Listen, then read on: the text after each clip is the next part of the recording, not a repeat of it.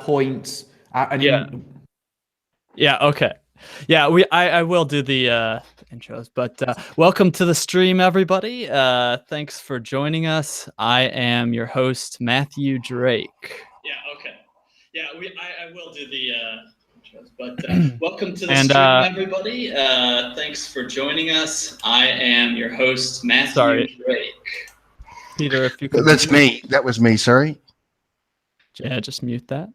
Yep. All right, everybody. Thank you for joining. And as you are all aware, this is a debate between Mark Collett and Global Man, aka Peter Nolan.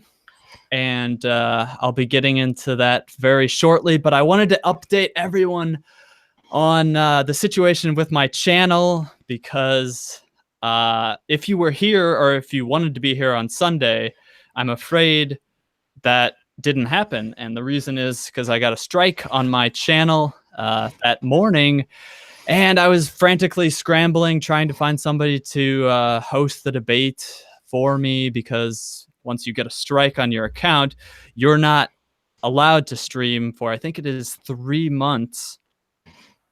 And so I was worried about that.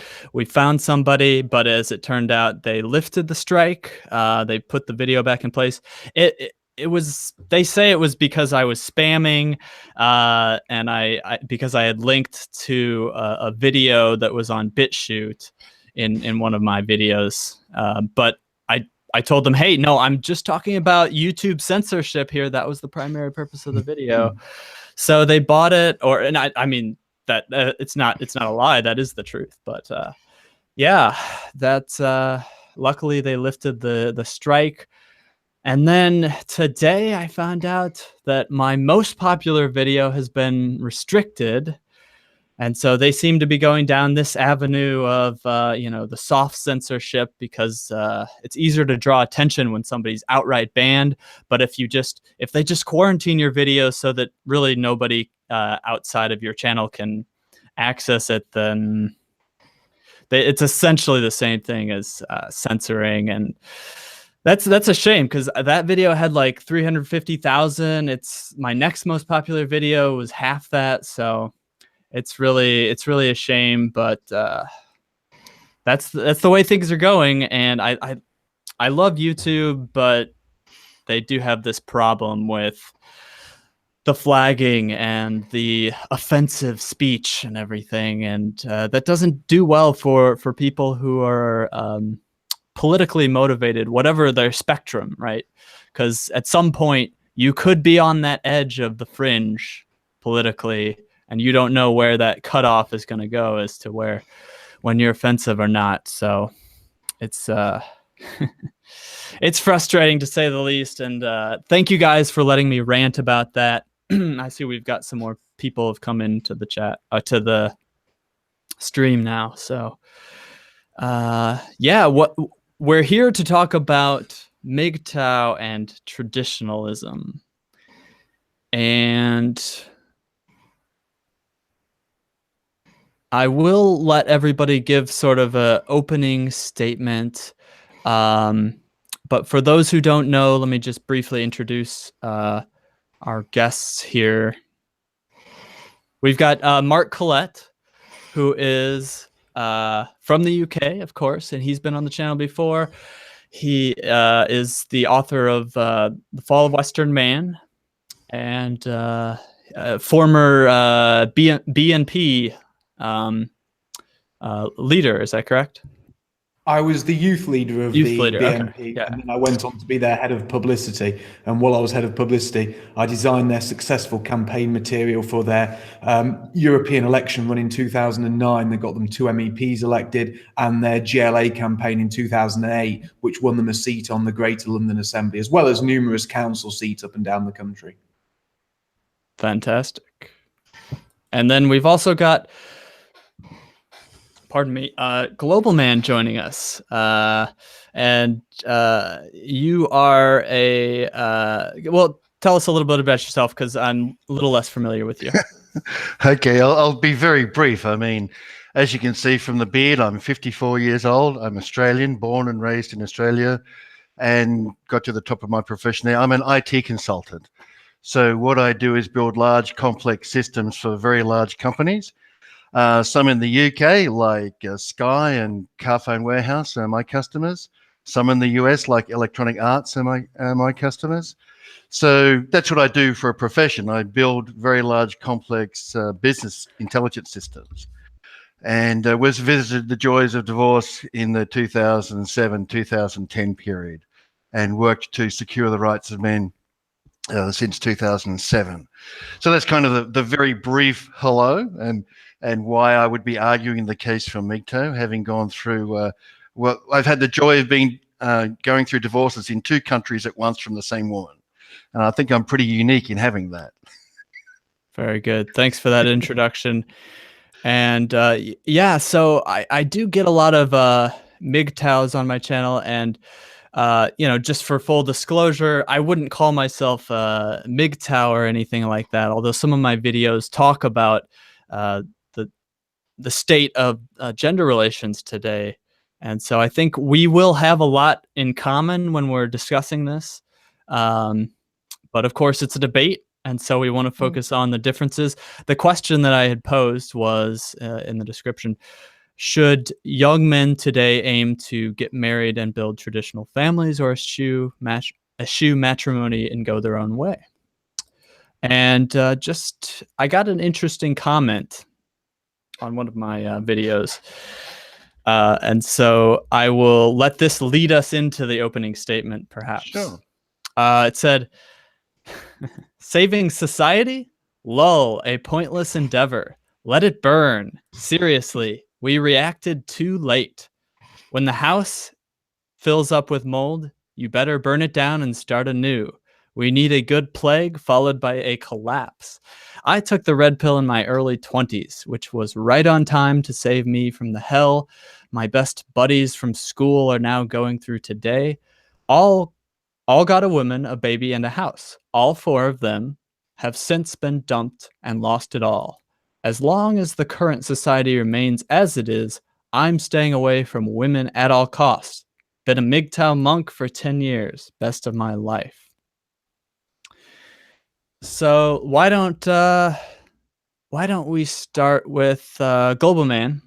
You can go first, and tell us what your case is for MGTOW in the world today and how you came there.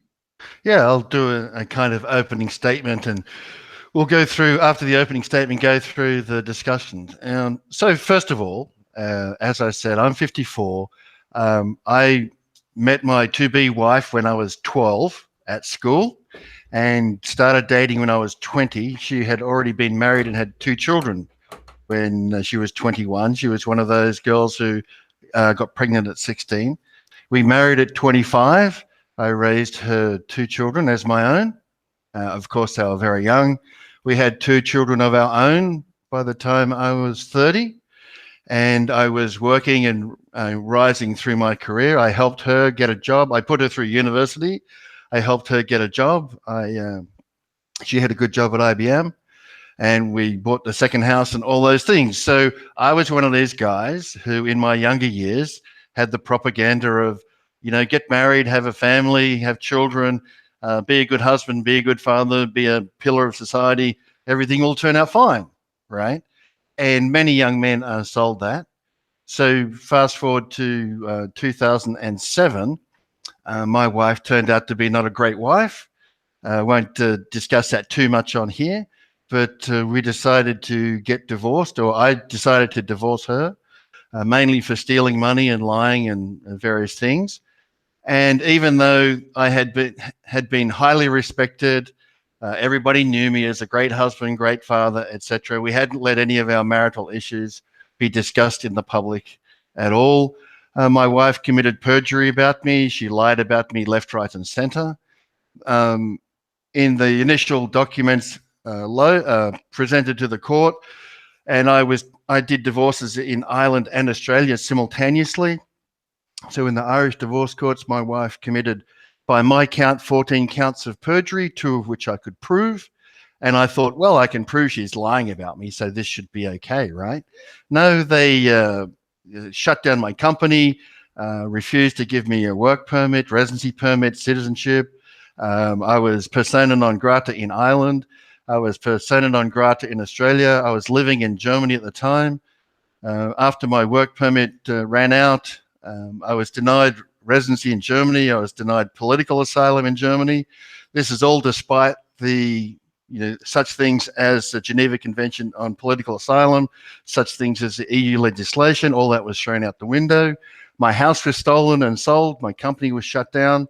I was slandered from one end of the planet to the other right through that period, despite having been, by my own wife's father's opinion, the best thing that ever happened to her, right? So what I say to young men is, look, you could be a great father, great husband, raise your kids, but if a woman divorces you, she has absolutely free reign to walk into a divorce court. She can commit all the perjury she likes. That will have your house stolen. You will have your children stolen if this happens. You will be persona non grata. If you stand up against these crimes that are committed against you, the government will go after you with no holds barred. And my example, because of who I am and because of what I chose to do, I stood up against these sort of crimes. My example is well understood. I'm the highest profile man in the world who has done this. All members of the parliament in Australia, both houses, condone these crimes. All members of the parliament, both houses in Ireland, condone these crimes. Similarly, I've been in contact with all members of the UK Parliament, all members of the European Parliament, all congressmen, all senators in the US, all governors in the US, all members of the Canadian Parliament. All these people know who I am. And I've presented the question, what's your position on women being held accountable for their crimes, as in equal sentencing? There's not a single politician anywhere who'll answer that question. And there's not a single politician anywhere who will say, well, perjury in a divorce court to criminally abuse your husband's not okay. So in that environment, in the environment where it is perfectly okay to commit perjury, to destroy a man's life, and everyone will agree with that. The lawyers will agree, the judge will agree, your family will agree, your business associates will agree, your life will be completely, totally, and utterly destroyed if this happens. That's a very big deterrent to young men going into that situation. And my argument is that's what happens at the end of the marriage process. You go through these divorce courts and your life is completely destroyed. So best not to go into the front of this situation until such time as the law applies equally to men and women, and also until such time as the women have proven that they're sincere about a change of attitude by compensating the men that they did commit crimes against. It's not okay to walk into, my opinion, it's not okay to walk into a court and commit perjury. So what should be the compensation for a man who's had that happen to him? I think there should be some. And if the women were sincere, they would be dealing with women who commit perjury. They would be dealing with the men who've been criminally victimized. But what you hear from women is, well, just forget all about that. I'm not like that. Not all women are like that. So let's support marriage, right? So that's kind of what I would say is a brief opening statement. Why would a young man not be interested in getting married? Because at the other end of that is criminal victimization so severe that men commit suicide after that victimization at 8 times the rate women commit suicide if they're actually raped. Not false allegations of rape, actually raped. So the divorce process is a criminal process, and it's a tremendously aggravating, upsetting process for many men, which is why you have such a high suicide rate. So I personally see saying to young men, this may change in the future, but for the time being, don't get married, don't have kids, wait and see what happens, and go live a good life. Because going into that situation now, it's the single worst decision you could possibly make. Now, if the young guy chooses to make that decision, well, fine, he's been warned. But if he hasn't been warned, he doesn't have a proper choice, right? So that's what I would say is a nice brief opening statement. Why would I not want to get married if I was a 20-something guy? Because my life can be destroyed by a single lie. Simple as that. Okay. Now, Mark, what's your response? Well, the greatest threat that those of European descent face is that of demographic change. We're being replaced in the nations that our forefathers founded. Obviously, a huge component of this replacement is mass immigration and the high birth rates of the immigrant population here in the West. However, there is another huge component to this demographic shift, and that is that those of European descent are no longer having enough children. Instead of prioritizing a family, we have had our minds warped, and those who rule over us, the internationalists, have used numerous devious means to reduce our birth rate. The internationalists have promoted a hedonistic and materialistic lifestyle. They have legalized and normalized abortion, but they have also tried to weaken one of the most natural and important bonds that underpins our entire society. And that is the bond between man and woman. And they have done this through their relentless promotion of the poisonous ideology known as feminism. The nuclear family is the cornerstone of our civilization. It evolved over tens of thousands of years as a natural response to the harsh environment we lived in here in Europe. And the strong father and the loving mother allowed us not only to replace our numbers, but ensured our children were brought up in loving two-parent homes where they learned discipline and order from the father, as well as love and compassion from their mother. Those who wish to destroy the West and see our people replaced have understood that to break up that family unit, to drive a wedge between man and woman, would be hugely detrimental to our chances of survival. They have set woman against man, and they have promoted the poisonous idea that instead of coming together as a complementary pair that is more than the sum of its parts, men and women should compete with one another. They should distrust and even hate one another. Our enemies have promoted this unnatural division in order to destroy us. But if we seek to survive, we must reject this divisive ideology. We as males must be men and not boys. We must stand up and claim our position as head of the home, and we must strive for traditional values and embrace what was good for our ancestors. We must embrace what was in fact the bedrock of our society for thousands of years, which is of course the traditional family.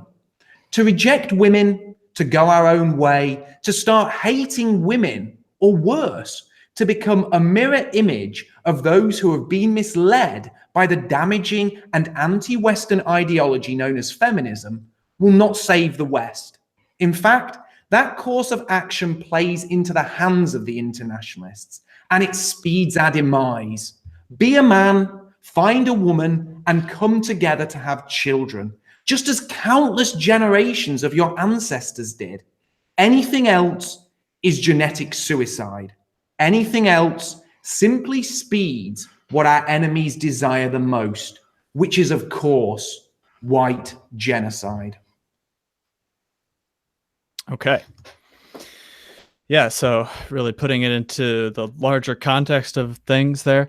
Now, Mark did sort of make an accusation about hating women, and I didn't hear Global Man say that. So let me ask him, because I don't like it when the feminists and everything, they come and say, oh, you're misogynistic, you hate women or whatever.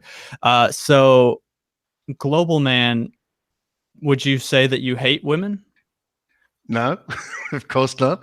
I mean, there's always the accusation of MGTOWs, you're just a misogynist, right? Because we say that we have or many of us, not all of us. I should say for the audience, I don't speak for MGTOW. Nobody speaks for, quote, MGTOW. We speak for ourselves, but there are some common themes amongst MGTOWs. And one of the very common themes is many MGTOWs believe that women should get equal sentencing for the same crime. They've for 150 years, feminists have said, and women have gone along with it, we want to be treated as equals, right? We want equal pay, we want equal rights, we want all this stuff about equality. But in 150 years, there's no women asked for equal sentencing. Nobody wants to promote that. Nobody's asked for equal responsibility and obligations from women. Women don't get the selective service or drafted anywhere in else but maybe Norway for a few of them. So it's very rare to hear any man say that he hates women. Quite rare indeed. Now, that's not to say that there's quite many men who have very good cause to hate women. I mean, given what I've been put through for the last 10 years, even if I did hate women for what I've been put through for the last 10 years, I would argue, why would that be a problem? Because I can tell you that thousands of women have told me they hate me, right? And nobody ever has it's really interesting, nobody ever has a problem when a woman says, I hate that man or I hate all men. And I have had literally women on the web publishing my home address and phone number, email, and calling on some good and decent man to come and murder me, right? So in the face of people inciting murder on the web, seriously inciting murder, might it not be appropriate for me to hate some of these people? It might be, right? But I don't. And many MGTOWs feel the same way, that they don't hate women. They just do not want to get involved with them because they are just far too dangerous with the, as Mark rightly pointed out, the capacity of the state has been used to turn women against men, and women see no problem in lying about men and having them prosecuted through the legal system, having their life totally destroyed. That's not a problem to any woman, apparently. So no, absolutely no hatred. Okay, and in that case, Mark, I'm wondering what your solution is, and do you agree with Global Man's assessment of the divorce courts? And so, would you admit that there is a huge political problem that is biased against men? Well, firstly, I didn't say that the Global Man hated women. I said that within the MGTOW movement, and I have studied, I've looked at things these people say, there is undoubtedly hatred for women in the MGTOW movement, as there is hatred for men in the feminist movement. I see the two as very much mirror images, but I certainly didn't say he specifically hates all women.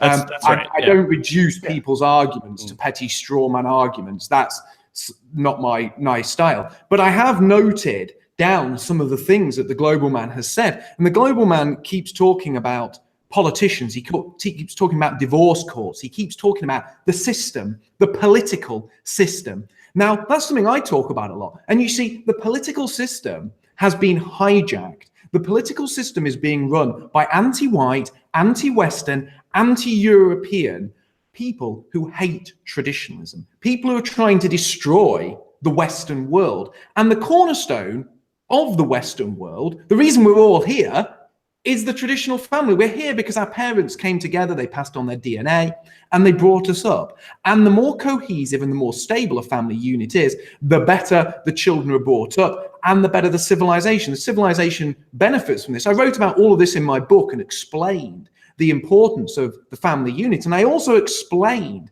in fact, my book's got 25 chapters, and of those 25 chapters, 3 of them are on feminism and how feminism destroys the West, how it harms the upbringing of children, how it reduces the Western birth rate, and how it breaks down the family unit, because it's an attack on the West. Now, these attacks on the West come from the same people who have paid off the politicians and control and have subverted the entire political system. So I am not arguing with the problems that Peter is bringing up. Yes, the divorce courts are terrible, but so are the anti-British, anti-white hate laws and race hate laws and anti-free speech laws. There are all of these laws crafted by the same people to attack white people who want to live a traditional life. Now, I do see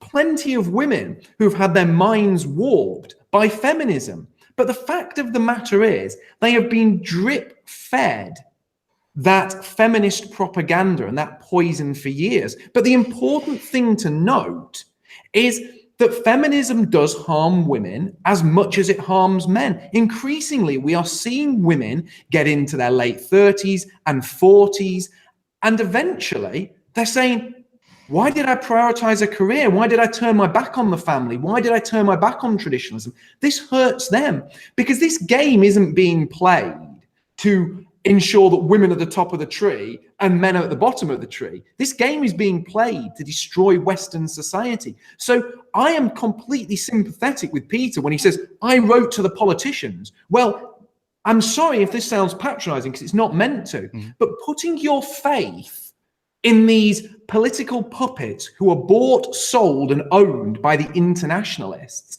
is extremely naive, because they have put into practice so many anti-Western activities that feminism is just one of many.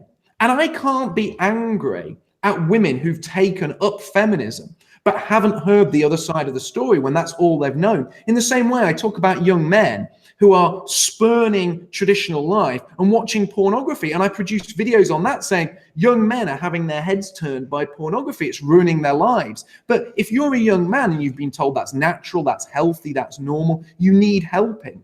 And we as people, if we're to solve these problems, if we're to save our people, if we're to walk in our family's footsteps, and remember this is a very important thing to remember. We've been here in Europe as Europeans for somewhere around 40,000 years, maybe longer. And you are the product of an unbroken chain.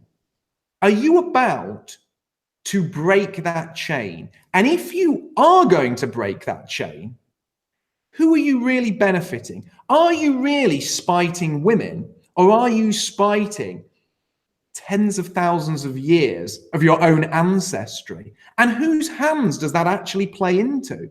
Because you're not doing yourself a favor by going it alone.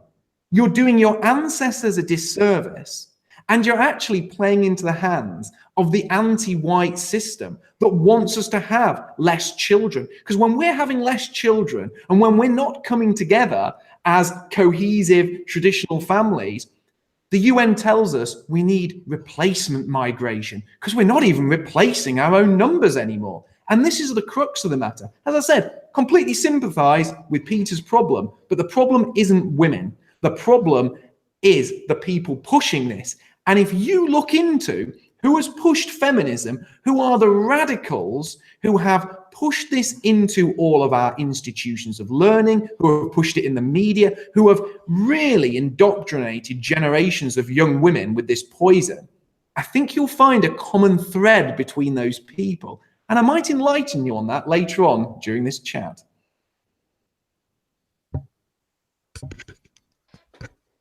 If you wanted to respond to that, you could go ahead. Sure. I've taken some notes, Matthew, so I'll just go through. First of all, I'm aware of the political situation and how that all works, and probably more aware than almost anybody else on this planet, having spent the last 10 years understanding the intricacies of what's really going on and who's really driving the agendas, right? So I just wanted to put that out there. I'm not going to talk about that because that gets channels taken down. But responding to a couple of comments, you talked about putting my faith in politicians. I don't put any faith in politicians, but the politicians are the elected representatives of the people. And politicians need to be lawfully noticed about the criminal activity that's taking place in the divorce courts. And they were so lawfully noticed. And they were asked the question, are they willing to do anything about this? And the answer was no, not willing to do anything about this.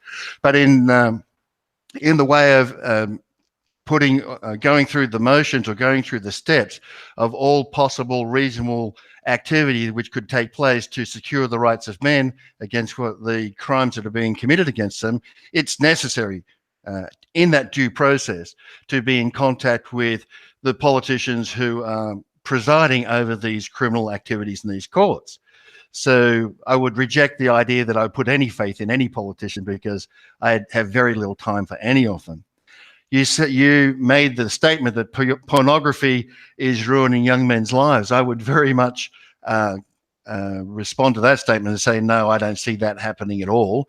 Pornography in young men's lives, young men are using it, participating in it, etc., and eschewing contact with women, some for a variety of reasons. But one of the biggest reasons that young men don't want to pursue relationships with women is false allegations of rape. False allegation of rape will destroy a young man's life.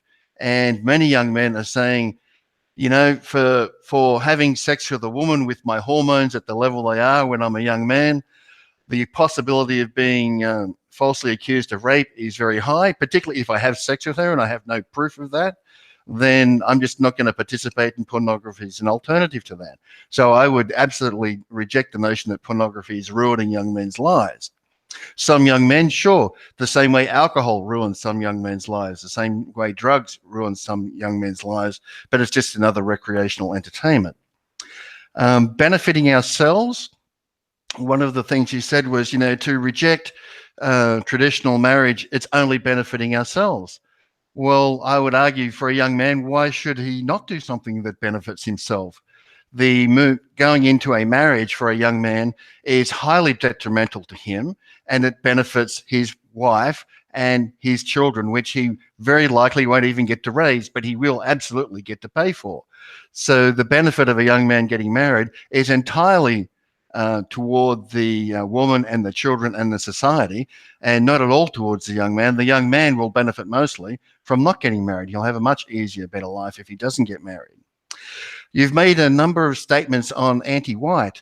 Unfortunately, black men, Chinese men, black men, yellow men, and pink men with polka dots all get treated very poorly in the divorce courts. It doesn't really matter what color you are.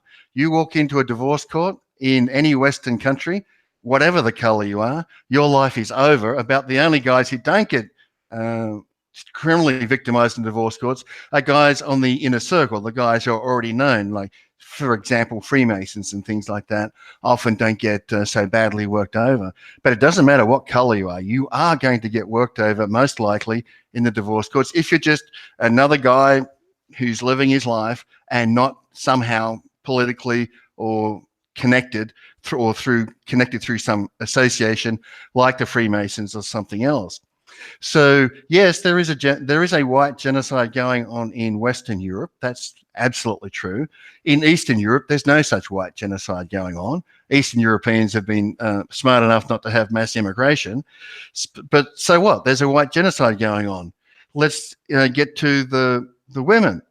You called this Peter's problem. You said, I can understand and identify with Peter's problem and appreciate Peter's problem. But this is not Peter's problem. This is a problem. To date, more than 100 million men have been visited the joys of divorce courts, and forgetting even the false allegations of rape, sexual harassment, DV, and all those other false allegations that come out, often ruining a man's life. 100 million men have been visited the joys of the divorce court since they started first in California in the 1970s.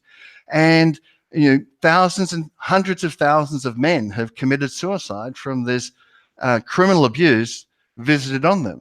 And one of the things that I did with divorce courts, I mean, most people do not believe what goes on in a divorce court. They just don't believe it. And men who talk about it are jailed for talking about it. So I was the first and to date the only man to carry a video camera with me into a divorce court and video record what happened in there, proving that it was a criminal enterprise, right? On video, proof of crimes happening in the divorce court. So this is not Peter's problem. That governments, national governments, can watch a video of crimes in progress in a divorce court and say, okay, well, I've been bought and sold, so I'm not going to do anything about this. That's not just my problem. That's a problem for any man over the age of 18 in that country. Now, also, I wanted to address the issue of feminism. You talked a number of times about feminism and how women have been drip-fed the poison of feminism, and feminism being communism with skirts, right? That's really what feminism is. However, today, in the UK, I think it's like 8% of women would call themselves a feminist in the UK. The number of women who call themselves a feminist has dropped precipitously in the last 20 years, right? However, the number of women in the Western world who are actively working and doing anything useful to actually secure equal sentencing for women for the crimes that women commit is precisely zero. And I'll give you a really good example. Just recently, Melania Trump was paid $2.9 million by the Daily Mail for the slander of the Daily Mail repeating an allegation that she was a prostitute when she first came to the US. For the crime of repeating a rumor that Melania Trump was a prostitute, she was awarded $2.9 million. But Melania Trump herself, when interviewed by Anderson Cooper in October, when asked the question, should women who've been slandered be compensated? She said yes, but she said nothing about men who'd been slandered. So there isn't a single woman working with any effect to even oppose slandering men, lying about men, let alone walking into a divorce court and committing perjury and destroying his life. So it's not feminism is an issue, but when you can go out, and I've been talking to women for 10 years, and at least 30,000 women know who I am, not one single one of those women would stand up and say, hang on a minute, perjury in a divorce court? I didn't know about that. That's not okay. We really must do something about this. What, you've got a video proving the divorce court's a criminal? We women must do something about this because we're the beneficiaries. And if we don't do something about this, then that's going to reflect badly on all of us. And this has been going on. You have to remember that my wife committed perjury in 2007. Thousands and thousands of women know that she committed perjury. And yet, to date, not one of them has stood up and said, well, she should be prosecuted for that. That's not okay. So it's not just feminism. It's not just a small segment of women who have been brainwashed. All women are participating in the free-for-all that is a divorce court. And there's no women standing up and opposing it who are doing anything useful. There are some women who are pretending to oppose it in order to get their chance to do the same one day, but there are no women effectively proposing this. And I've asked more than 30,000 women to effectively oppose what's happening to men in the divorce courts. So I would address those points that you made with that response, Mark. And I just wanted to quickly bring this back into bring current events into this, with the Stormy Daniels thing. We see the double standard, how women, you're just not allowed to criticize them. That she's being sued for, or she's suing for slandering her name, even when she's a porn star. It's just kind of funny. This. Well, it's not really funny if it happens to you, but yeah, I definitely get what you're saying. But let's give Mark a chance to respond. Yeah, sure. To me, it just sounds like MGTOW is essentially playing Shlomo's game.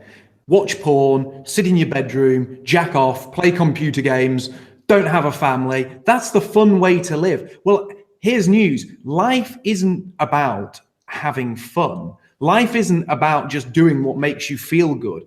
In fact, if you look at every single attack on Western civilization, they are all based around the idea of do what makes you feel good. Materialism, hedonism. Go out there, watch pornography. Now, you said pornography doesn't cause any damage. Now, I've produced 2 stunningly effective videos full of actual scientific facts on how watching pornography alters the way your brain behaves.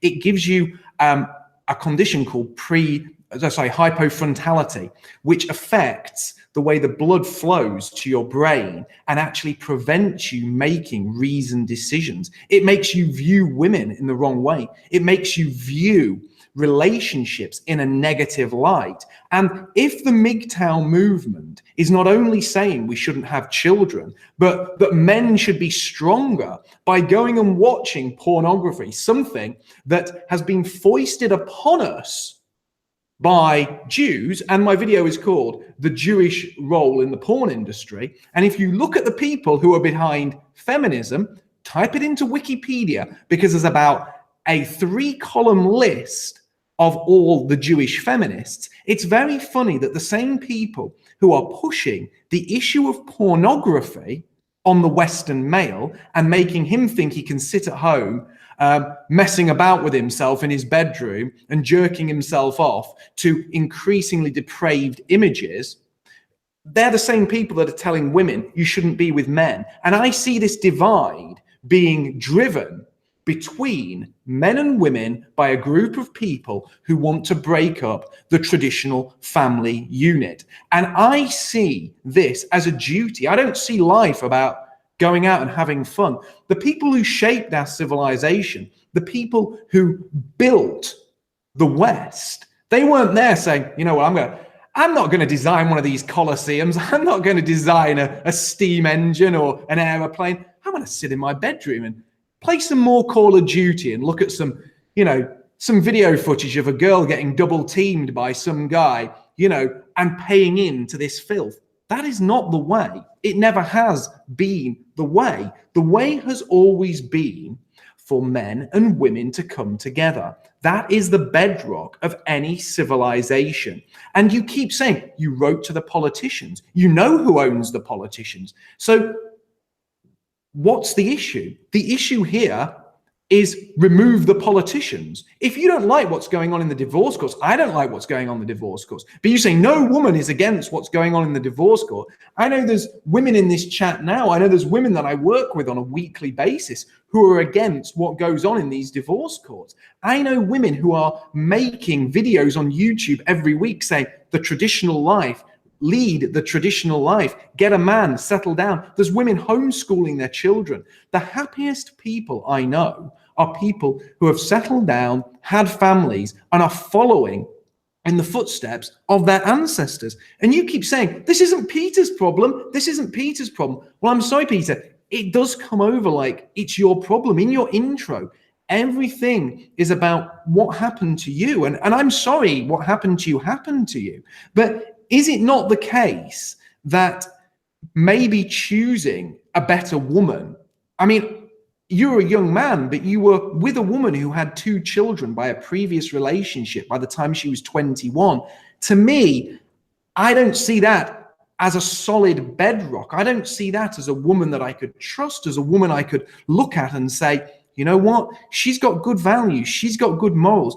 I see that as maybe a noble thing on your behalf. Maybe you wanted to help this girl. Maybe you loved each other, but she obviously clearly had some instabilities when you got there. And believe me, I know how fun some of these crazy women can be. You know, a crazy woman who's a lot of fun, but not to settle down with, not to marry, not to have children with. And it comes over very much from you as if that's the issue. Then you talk about Melania Trump. Oh, well, she sued someone.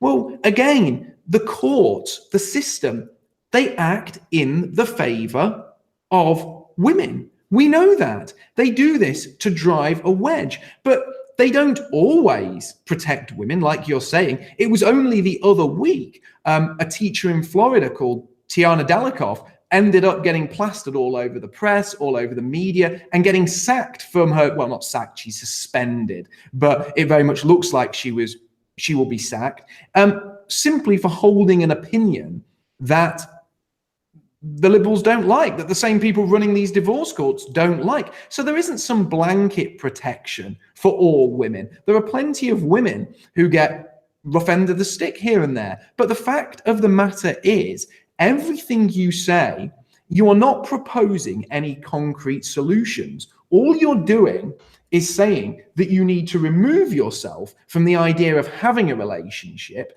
And if you do that, you are essentially committing genetic suicide. And from my point of view, we're here on this planet for 2 reasons. The first is to survive and to live as long as we can. And the second is to pass on our DNA and find a meaningful relationship, find something better. And when I see people who have done that, they are carrying on the traditions of our ancestors. And you seem to be saying to these young guys exactly what I would warn young men not to listen to. You are telling people to live a materialistic, hedonistic life and essentially spurn their most natural instincts, which are to form a family. And if our people, I'll repeat this again, if our people don't form families, then they will, unfortunately, die out. And you say, this isn't an anti-white thing. Yes, it is an anti-white thing. It is very much an anti-white thing, because feminists, in their push for this sort of false equality, in their push to drive a wedge between man and woman, they push that primarily upon those of European descent. And that is a complete truth, because it's always the white man, the white family. You know what? They don't go into Muslim communities and tear the burqas off women and say rebel. They don't go into Sharia courts and say it's time that we had some equality here. It's time that we had some divorce court power for the women of the Muslim communities. They aim this poison at Western women. That's why when you see their attacks, feminist attacks, it's always against Christianity. It is always against Catholicism, against traditionalism. It's never against those of other colors or other cultures, because again, they're protected minorities. This is a concerted attack. And as I said, go to Wikipedia, Google who's behind it. You can see what this is. And it's part of a much larger swirling issue that attacks the Western birth rate. It attacks the ability for man and woman to come together. Because something that you're not acknowledging, which I would like your opinion on, is essentially my main point, that the fundamental bedrock of any healthy society is the family unit. And when you look at the makeup of the brain, children who grow up in a two-parent family get a healthy superego, which is essentially your morality, passed on to them by a mother and father. And having a father in the home provides discipline and order for children. And these divorce courts have tried to take the father out of the home, which is yet again another insidious attack upon Western people. But your only response to this, and your sort of absolute sort of driving thing here is, well, young men, just remove yourself, just sit back. Well, what are you going to do? You know, you're in your 50s now. Well, in 20 years' time, when you're retired, when you sat down, and white people in the UK are verging on becoming a minority, and it'll be the same in Germany, it's the same in France, and you will have led an army of young men just to sit in their bedrooms, playing computer games, masturbating, and essentially not being men, but being boys. Because when you say men going their own way, to me, it very much seems like men regressing to being little boys who can't live up to what their fathers did. Okay, I want to chime in here. So with respect to the ethnicity thing, I just did a search for demographics in MGTOW, and this is a really low sample size. It's like less than 50 people, but 73% of respondents were Caucasian, 18% multi-ethnic, and 9% had no response. So that's, you know, it does seem to hold true that a lot of these MGTOWs are white males. Let's see about age. 23% were 24 to 35, 32% were 36 to 45, 18% were 46 to 55. So just to give us an idea of what the demographics are. Now, Peter, I want to ask you about this, because I don't know if you realized in your opening statement, you did say that my wife turned out to not be a great wife. And so it does seem to me that you're not yourself taking a lot of responsibility. And are you arguing for men to not take responsibility for their own lives? Even I understand that the risks are heightened, but would you, I guess another way of saying that would be, is there a benefit to having men taking risks, and a benefit to having men take responsibility for their life and form a family, even regardless of what the culture is like out there? Well, there's huge benefits to men being willing to take the risk of getting married and having children to the women and children. Of course, there's a huge benefit to that.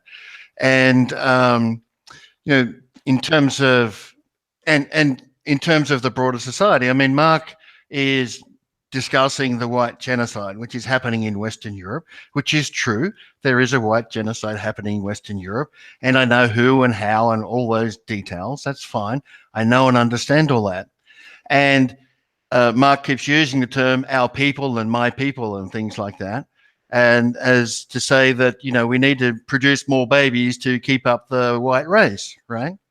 And so for a young man, some of whom will be listening, the benefit of deciding to get married, settle down, have kids, work his ass off for the next 20 to 30 years to pay for all that, there's a very significant benefit to be had by the wife and the children.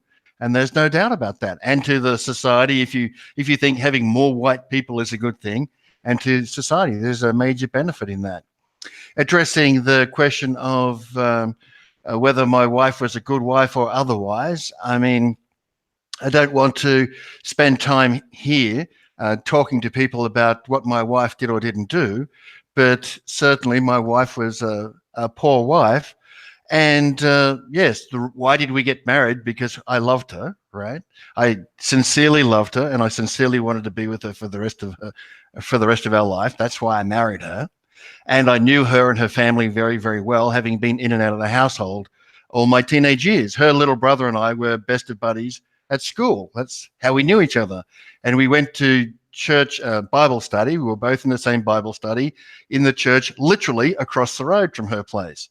So literally, and I don't mean across the road and down a little bit, I mean literally across the road was the church that we spent a great deal of time in doing Bible study as children, right? And Jennifer presented herself as, one of these unlucky girls who accidentally got pregnant at 16 years of age. That's that story. And there was a shotgun wedding, and there really was a shotgun because her father owned about 50 guns, right? So that all happened.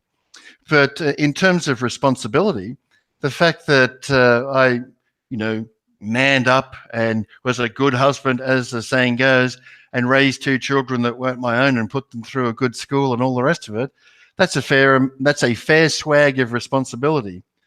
Further, I put my wife through university and got her a good job at IBM, and then we bought our second house premised on her income, right? So we were living in Sydney, and houses are fairly expensive in Sydney. We bought our second house premised on her income, and then she simply quit work and refused to go back to work, which meant the entire burden of providing for a family of 6 fell to me. And that, again, I would argue is a fair swag of responsibility, providing the income, the sole income earner for a family of 6 in a place like Sydney.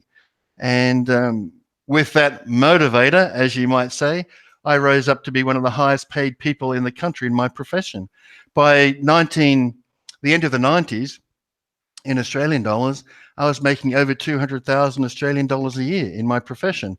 And 1 year, $96,000 of that went in taxes in Australia. And I just went, basically, what? I earn $210,000 and the government gets $96,000. What did they do for all that? And then I finished up leaving Australia because it was just ridiculous. But those are fairly high levels of responsibility.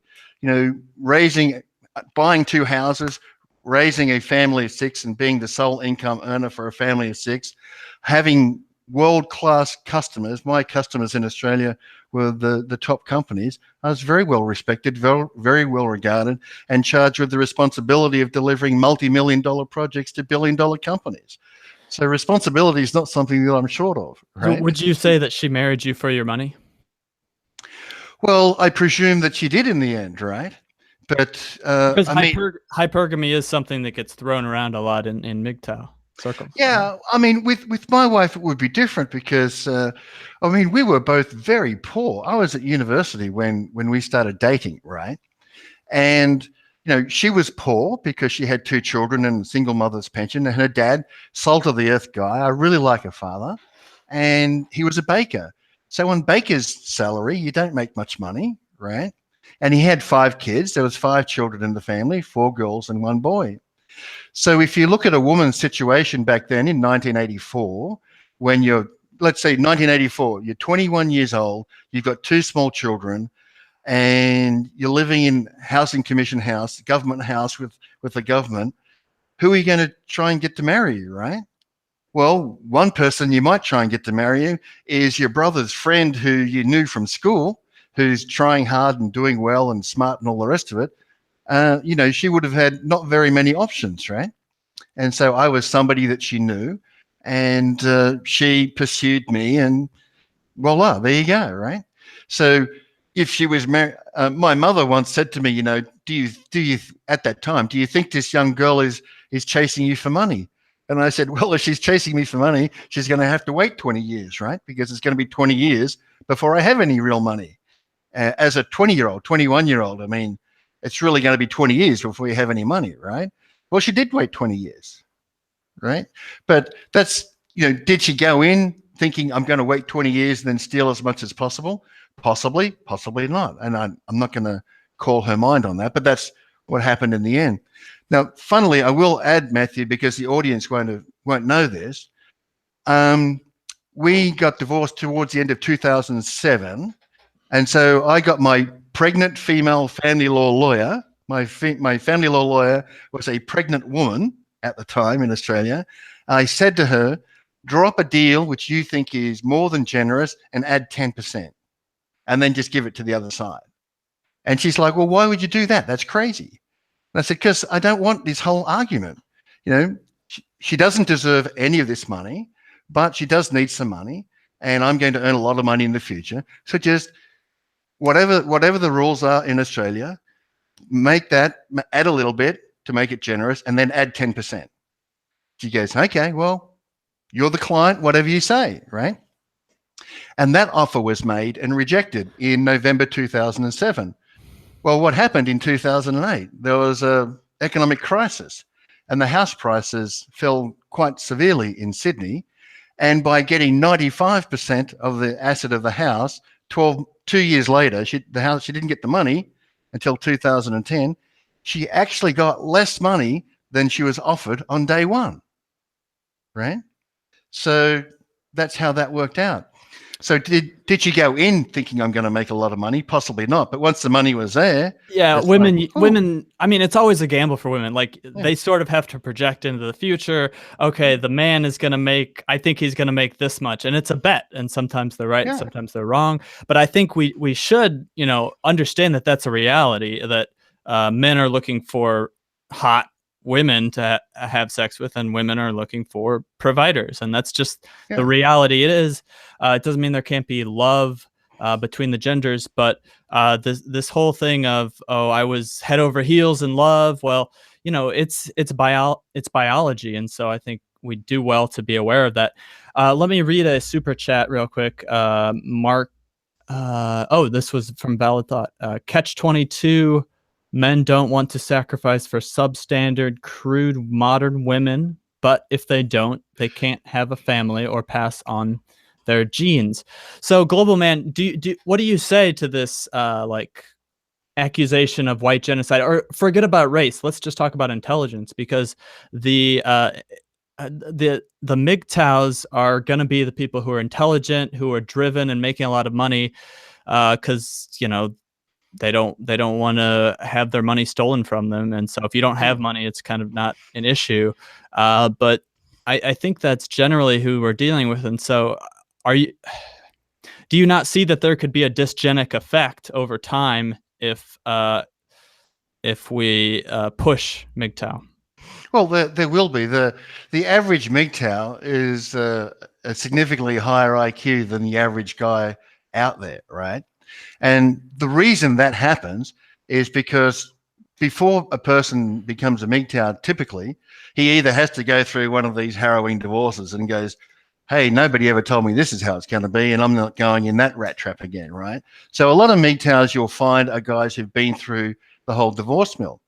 But the younger guys who are MGTOW, they're the guys who actually spend some time reading and thinking about what's the rest of my life going to look like, right?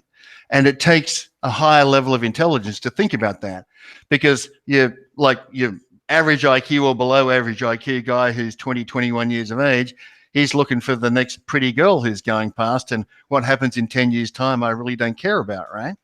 There's a lot of guys in that boat too who are like, yeah, I'll take any risk, and you know, maybe it'll turn out, maybe it won't, and they don't care because they don't have the delay of gratification idea of, what am I going to do for the next 20, 30 years? You have to be a higher IQ person to do that. So typically, when I talk to MGTOWs, typically they'll be the higher intelligence guys. Now, will that have a dysgenic effect over time? Sure, because who are the women having babies with? If you look in the black community in the US, the women are having babies with the thugs and the rappers and the dope dealers and all the rest of it. They're having, not all of them, of course, but there's a tendency, particularly in the black community in the US, for the women to be having babies with the bad boys and to be having a baby daddy, 2 or 3 different baby daddies for their babies, none of whom are ever going to stick around to help raise them.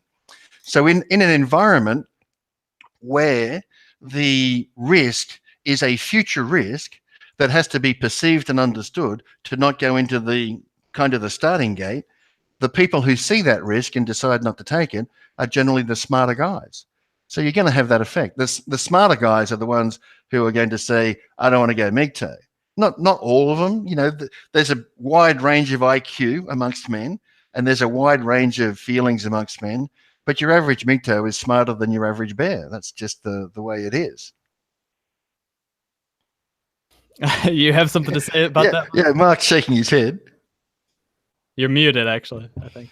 Look, to say that the average MGTOW, the average guy who sits at home, sort of like, oh, you know what? I'm going to watch my porn. I'm going to sit and play my computer games. And I'm not going to pass on my genetic material. I'm going to let my genetic line die out. Yay, I'm the smart one. No kids for me. That's not smart. The whole point of being smart is making sure that you survive, making sure you pass on your genetics, making sure your children survive, giving them a good life, and making sure that in 10,000 years from now, your genetic material is still walking the earth. Being smart isn't looking at the short-term goals of feeling happy in the moment. And I kind of get this moral of your story, Peter, but you've come to this really disastrous conclusion. The moral of your story is you are an intelligent guy, you are a successful guy, but you made a mistake. You married a bad woman. You married a single mother who had 2 kids by the time she was 21. You had a bad relationship. I don't think she was a good person. People don't just start stealing. I know guys that are with women. I said, don't go with them. She's a bad egg. And then they'll be like, you were right, mate. And you just made the mistake of being with a bad woman. But the fact of the matter is, the better moral of your story would quite simply be, look, I picked a bad woman. I didn't look for the right traits in a woman. I looked for the wrong traits. I went after the wrong thing. And you seem to have gone in there trying to be Mr. Nice Guy. You have, and I don't mean that as an insult. That's not to mock you or deride you. I'm not trying to do that. You've gone in there to be this nice fella. You've gone in there, you've looked after someone else's kids, you provided a home for them. And in many ways, that's an admirable quality. But the fact is, it hasn't served you well. And if I was you, I'd be saying to guys pretty much what you're saying now, but just with the better moral. You need to have children, you need a family, but for God's sake, guys, pick a better one than I did. And that's really the moral, because you can't seriously be suggesting that you want people to completely cut their genetic line. That's it. No more babies, no more, because that's the way to spite women. And again, you keep going back to things. You talk about your success, and no one's disputing your success in business. No one's disputing your success in the corporate world. But you then start talking about tax. You then start talking about how much the government shafted you in another way. And again, I see another moral to this story. The moral to this story is, again, pick a good woman, pick the right woman, pick somebody you can be sure of. Don't end up in a situation where you're at the altar with a shotgun wedding to a woman who's got 2 kids by another guy and she's only 21. But equally, the other moral of the story is our governments hate us. Our governments aren't on our side. They're taxing us to death. They are coming out with these crooked laws. They're doing everything they can to take our freedom of speech away. They are instituting these anti-Western, anti-European immigration laws. And you look at all of these things, and you're basically saying to young men, somebody who's, and you're angry, I can tell you're angry about the situation. You're obviously hurt by what happened, and there's nothing wrong with feeling that way. But the fact is, you know, the morals of your story are pick the right woman, never trust your government, get involved in some kind of organization that's hopefully one day going to replace the government with something better. But you've come to sort of strange and really suicidal conclusions. And you talk about taking responsibility, and you say strange things like, oh, the only people that it benefits when you become a dad is your children.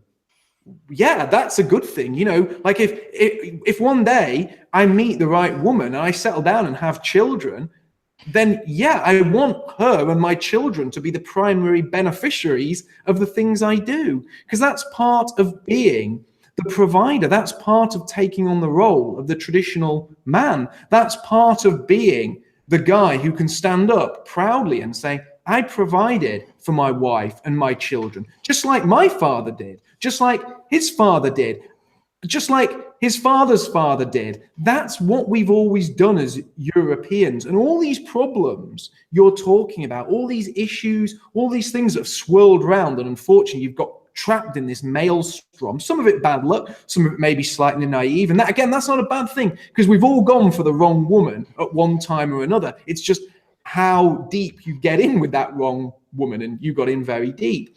But the fact of the matter is,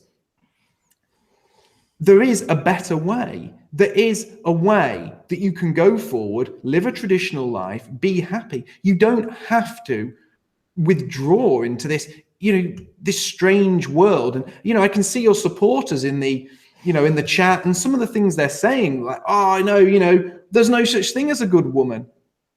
What? You know, I've got many friends who are married to lovely women who've got children. I know people when I was growing up whose parents had been together since they were in their early teens, and they'd raised children, they'd got a house together. And you can see that that is actually something that really defines Western society. As people, we stayed in these lifelong relationships. You know, that's something that was a key to our society. So you have to look at that and say, women haven't always been this enemy that you sort of paint them out to be. Women haven't always been this way. And again, it takes me back to my point. Who has reprogrammed their minds? Who has changed the mindset of the women? Who has drip-fed this poisonous ideology into their minds? And if you look at it in very simple terms, I see it as if Western society has been brainwashed by an anti-Western media, by an anti-Western establishment, by an anti-Western educational system. And all of these problems lead back to those doing the brainwashing. I am not going to hate people who have been misled. I am going to reserve my hatred for those who misled them. And when they are misleading our people with the express intention of destroying them and seeing them bred out, I have to oppose them. And the most effective way of opposing them is not only pointing them out, exposing them, but is doing the opposite of what they have planned for us, and to go back to the ways that stood our forefathers in such good stead.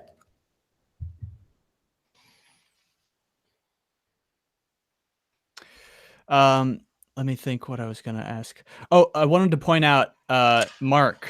So you said that, you know, the MGTOWs are kind of maybe not the most intelligent, or not that they don't have a high IQ.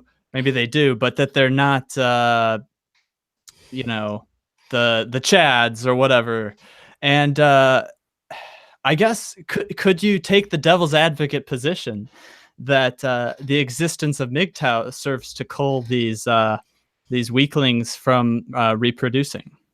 But I'm not, you know, I don't want to get to be insulting anyone. You know, I'm not saying I'm not saying that MGTOWs are weak. I am saying that feminism has created this problem. It's driven a wedge between men and women.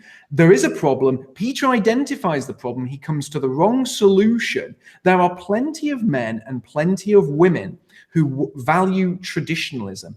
Men have to pick a good wife as women have to pick a good husband. You have to come together with the right people who are going to be good role models for your children and good life partners. The fact of the matter is, I stated it earlier, we're put on this planet with two overriding instincts: to survive and to reproduce. That's why we're here. We need to reproduce. We've done that for generations, and we haven't traditionally or historically had this war between men and women. The war of the sexes was something that came about post, really, the 1960s and this cultural revolution.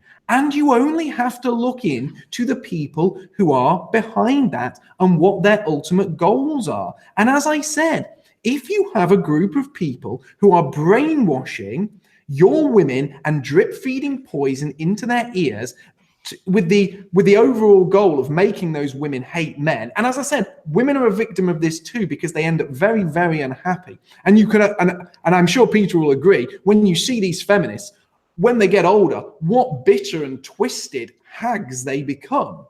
It doesn't benefit them either. But you have to aim your fire not at the people being misled, but at the ones who are leading people down the wrong path, because that is the only road to solution. And the best way to spit in the faces of those who are drip feeding this poison to women, who are changing the divorce courts, who are changing the laws, is to go against what they want. And going against what they want is forming traditional families, which is something I wholeheartedly endorse. And I would endorse that to every young man, but I wouldn't tell them to listen to Peter's solution, but listening to some of Peter's wise words on what woman not to pick would help many young men.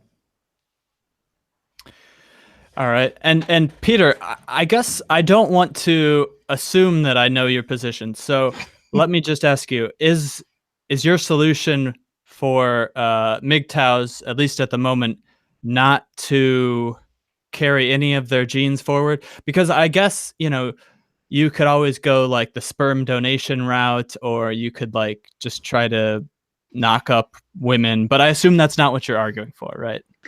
Yeah, I mean, I'll address the second point in a second.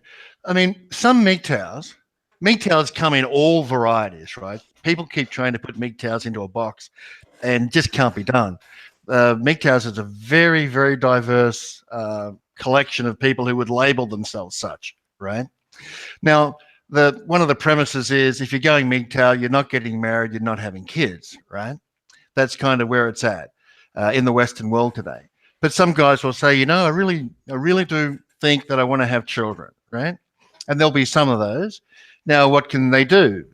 They can move to a place where they can't be so criminally victimized through the divorce courts, but they're taking the chance, what's it going to be like in 20 years' time? And they'll be cognizant of taking that chance, right? Some will take the route of either adoption. Some will take the route of surrogate. Cristiano Ronaldo has had a surrogate baby, and other men are going to think about that very hard. Costs you like $50,000 to have a surrogate baby. That's not a lot of money in the overall scheme of things.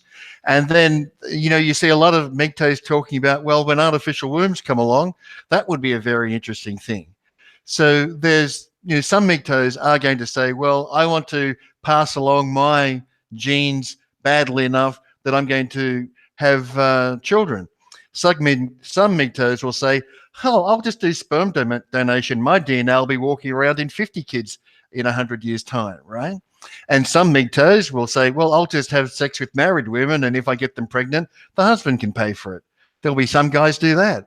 There'll be a wide variety of what guys do.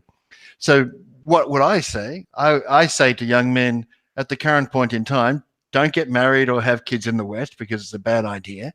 If you really, really want to do it, what I say as a recommendation is you can always go and live somewhere where you won't get so badly victimized or won't have the likelihood of being so badly victimized in divorce courts, which is places like Russia, Ukraine, Belarus, Eastern Europe, places like that, where there are plenty of white people, right?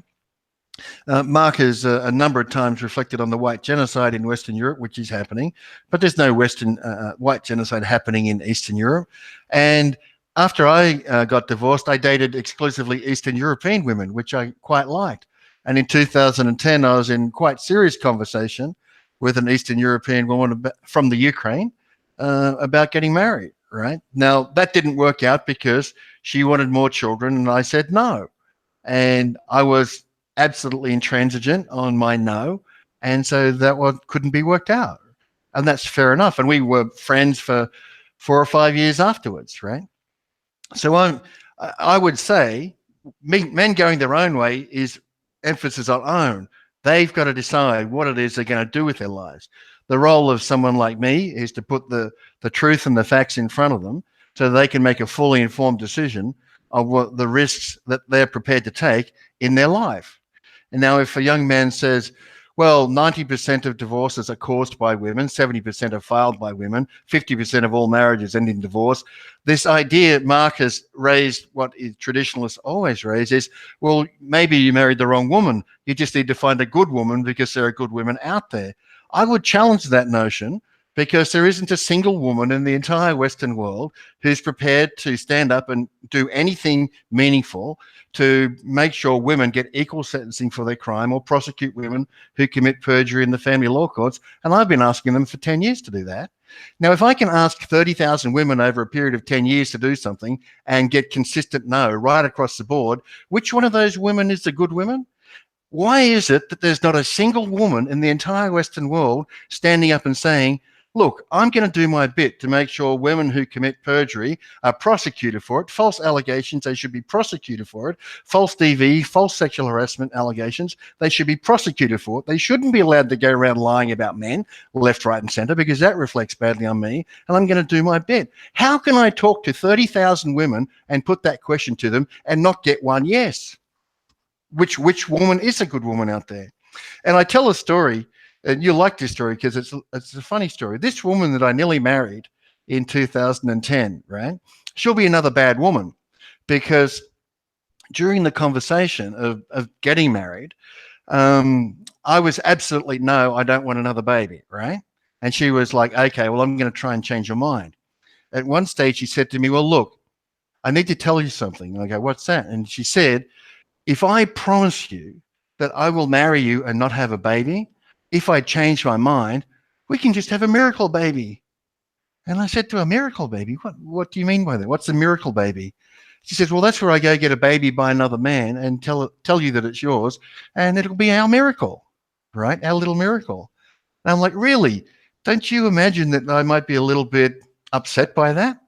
And she looked me in the eye and she said squarely, Peter, if you don't want to pay for any baby a woman has, you must not marry that woman. Now, in the UK, for example, during the 60s, when blood testing became quite common and babies started to be blood tested to look for diseases, etc., right? What they found in the UK was fully 25% of the babies who were born just by blood testing alone could not have possibly been the baby of the father. 25%. And we're supposed to, the argument of many traditionalists is, well, perhaps you married the wrong woman. Maybe you just need to marry the right woman. Maybe you just need to marry a good one. But if I'm to marry a good one, what sort of qualities would I want a woman to exhibit? Well, one of the qualities I'd want a woman to exhibit is the quality of responsibility. I'd want it to exhibit the quality of fairness and justice. I'd want it to exhibit the quality of, if I see crimes and injustice happening around me, I stand up and say something about that, not jump on the bandwagon or attack the victim, right? So there is, with traditionalists, there is a very long history of saying, you married the wrong woman, you just need to marry a good one. But I rather think that if the divorce rate is well over 50%, and in the first 10 years, in the US now, in the first 10 years, your predicted likelihood of getting divorced is now exceeding 90%. So somehow or other, 90% of marriages are going to fail, the marriages that happen now. 90% of those divorces are going to be caused by the woman, But apparently it's just you married the wrong woman. You need to marry another woman. Well, men have looked at this for long enough and said, yeah, well, no thanks. I don't want to marry any of you women because you're all the wrong woman. Now, if you stop and think about the complete lack of support by women, Mark is talking about women as being brainwashed, as having no agency in this process, saying, you know, they've been drip-fed feminism and they've been brainwashed into being incited into this war against men. And he's giving no women agency in what it is that they're doing, right? I argue, just like Stefan Molyneux would argue, you know, my wife had agency. My wife had the ability to choose for herself what it was she was going to do. And when I said to my wife, you are committing the crime of perjury and I will not stand for it, she said to me, well, perjury is just a negotiating tactic in a divorce case, right? Now, that's a negotiating tactic that all the other women agree with. You can't tell me, or anybody can't tell me, that women do not understand the concept that perjury is a crime. It's right down there for all the Christian women. It's right there on the 10 Commandments. Thou shalt not bear false witness against thy neighbor.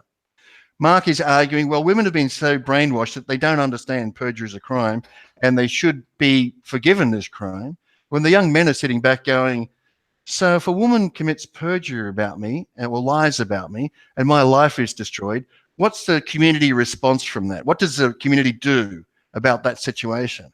And the young men have seen what the community does is badmouth the man, just tell him he married the wrong woman.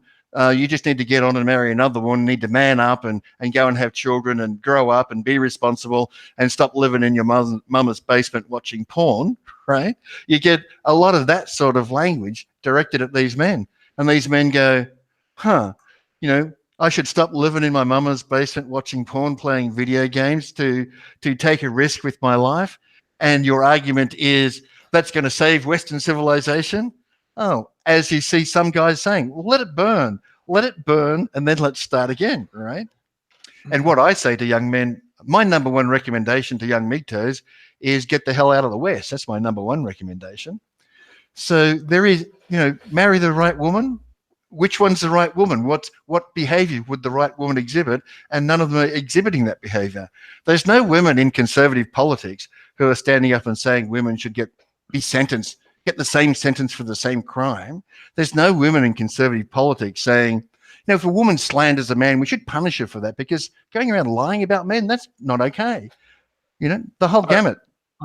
All right. So I have a super chat, another one that segues into this question. Good. So Mark seems to think there are enough, quote, good women out there for men to pick from. Reality is they are rare and know it. So only go for the top guys. Mark, what do you say to that? Well, I have a few responses, but I'll respond to your super chat first because obviously the guys paid for that question. So thank you for the donation. Very kind of you. You don't just find a good woman. I hear this all the time from people who say, well, how do you get a red-pilled girl? How do you get a girl who's on the alt-right? How do you get a good woman? You know, you can make one. You can meet somebody, you can red pill them, you can be a man and bend their will to yours. You can go out there and you can take a woman under your wing, and if she has some of the good qualities that you're looking for, you can help strengthen those qualities in her. Now, I'm not saying go for a complete train wreck that can't be fixed. You know, if you're going to go and buy a second-hand car with a couple of dents that need knocking out, that's one thing. But if you go for one that's been hit by a freight train, you're maybe not fixing that up and making it run properly again. I hope you get where I'm going with that. But to move on to some of the things that Peter said, he keeps talking about perjury, and I'm really sure it must have been awful that your wife lied about you in court. But I don't think lying about the other person in a relationship is something that is completely and utterly unique to women. I am pretty sure that both men and women are completely able to lie about each other when the time arises. I am sure that many men have lied to their women and about their women. I'm pretty sure that men do that and women do that. And yes, she committed perjury. But again, lying in court isn't some kind of dramatic thing that is just confined to women and only happens against men. Now, yes, it shouldn't have happened. And yes, if you proved that she committed perjury, the court should have taken your side. But you're acting as if this is one very unique thing, that it's only women. And you keep saying that, like, I'm saying, you know, there are good women, and I'm saying that women don't. You're saying I don't say women don't have any agency. Of course women have agency. Of course women have agency. But I've stated that people in the left have been brainwashed. Now, I underwent the brainwashing. I underwent the brainwashing at school. I got told about multiculturalism. I got told about white guilt. I go to the cinema. I've watched television. I've been sort of shown the same filth as everyone else, but I turned out differently. So I'm not saying that women don't have any agency. I am just saying there's lots of young men out there who don't think like me, but I don't look at all of those young men and say because they've been brainwashed, they have no agency. Equally, I don't look at women who've been brainwashed and say they have no agency. Of course, men and women do, but what we go through is very powerful. And it is pervasive as well. It surrounds us. The feminist ideology, the feminist message, it isn't something that's offered as an option to women in the same way that multiculturalism isn't offered as an option to people in the West in general. It surrounds them. It's pushed on them in every way, to the point where even if people speak out against it, they're shouted down. They can often lose their job. They can be publicly vilified. So I'm not saying women are absolutely useless, have no agency at all. I'm saying the power of the brainwashing is extremely strong, Now, I will also say, you know, there's people in the chat saying, well, where are the right women? Well, you make a very interesting point when you keep saying, where are the right women? Now, I keep talking about brainwashing. Now, we all know the Western media is more powerful in the US. It's more powerful in the UK. It's more powerful in Western Europe than it is in, say, Russia or Eastern Europe. Eastern Europe and Russia, they're far more traditional. They are far more focused on the family and on traditional values. Now, that's a really important thing, because you've said that. So when people are saying, all women are the wrong women, where are the right women? You're actually proving my point, because what you're saying is all women aren't like that. You can go to Eastern Europe where there's traditionalism, there's family values, there's all the things that I talk about and all the things that I want to enshrine and all the things that I think are virtues, and you can find a good woman. But you go to the West where there is this brainwashing and we've got a problem. So really, by pointing these things out, you're actually saying what I'm saying. You're saying that, yeah, there is a problem, but it afflicts women in, say, the UK or America or Australia far worse and to a much, much greater degree than it afflicts women in Poland and Russia. And again, I will say, why is that? Why is that? Well, the structures that enshrine traditionalism, the structures that uphold the family, the structures that bind people in society and regulate society are completely different in those countries. So obviously, the people running the Western world and the pervasiveness of the Western media and the educational system, and potentially the lack of strong religious institutions, have created a problem in the West. So really, in a way, you're agreeing, but again, you've come to a very different conclusion. My conclusion is that we need to rip down the system and make a better system. We need to rip down the system and make a better system, and that better system would make things like they are in the Ukraine or in Russia and like they used to be here just a few decades ago. But your solution, and something you really actually disappointed me, because up until a certain point, I actually had a lot of respect for what you're saying, but you started talking about guys going to sperm donors, using these wombs. But then you said something which I found really curious. You came out and you sort of laughed and said it was somehow good because some of these MGTOWs, they go and have sex with other men's wives. They go and get other men's wives pregnant. And that to you seems to be funny. You're like laughing now. And I don't know why you're laughing, because you were ripped apart and your world was ripped apart by your wife leaving you. Yet you think it's funny that men would go and sleep with other men's wives and potentially rip they're worlds apart. And this is where I kind of don't understand where you're coming from, because you say it's not about hate, you say it's not about disliking women, but here is your solution where, as a man going his own way, you would destroy another man's life for a bit of gratitude, a bit of an instant hit of fun. You think it's funny that another man might have to pay for your seed while you're out doing what you want and not looking after your child? Why is that amusing, Peter? Well, I didn't say that I would do it. So when you say you said you would go and have sex with another man's wife, I didn't say I would do it. I said some MGTOWs will go and have sex with other men's wives. Some MGTOWs will say, yeah, I'll go have sex with some other man's wife, and if she gets pregnant, then he can pay for it. Some men will do that. Some MGTOWs will do that. Indeed, lots of men do that sort of thing. As I said, in the UK in the 60s, when blood typing was brought in, fully 25% of the children were discovered not to be the children of the father. So they stopped doing blood typing really quickly, so the fathers wouldn't find out about this, right? That's going to happen. Now, personally, I find that quite amusing. If some guy is, I would argue today, if some guy is crazy enough to wife a woman up and then she cheats on him and she gets pregnant and he gets stuck with the bill, that's his problem, because he's been told well and truly that this is not something that I would recommend, getting married in the first place, right? So I would find that quite amusing. That's why I would laugh at it, right? Now, you might not find it amusing, but you talked about European women and being better. Now, what I said was young men, if they wanted to, could move to Europe, where the legislation is such that, Eastern Europe, where the legislation is such that their life can't be destroyed by the family law courts. The legislation in places like Russia, Ukraine, etc., is not going to completely, totally, and utterly destroy a man's life on the whim of a woman, right?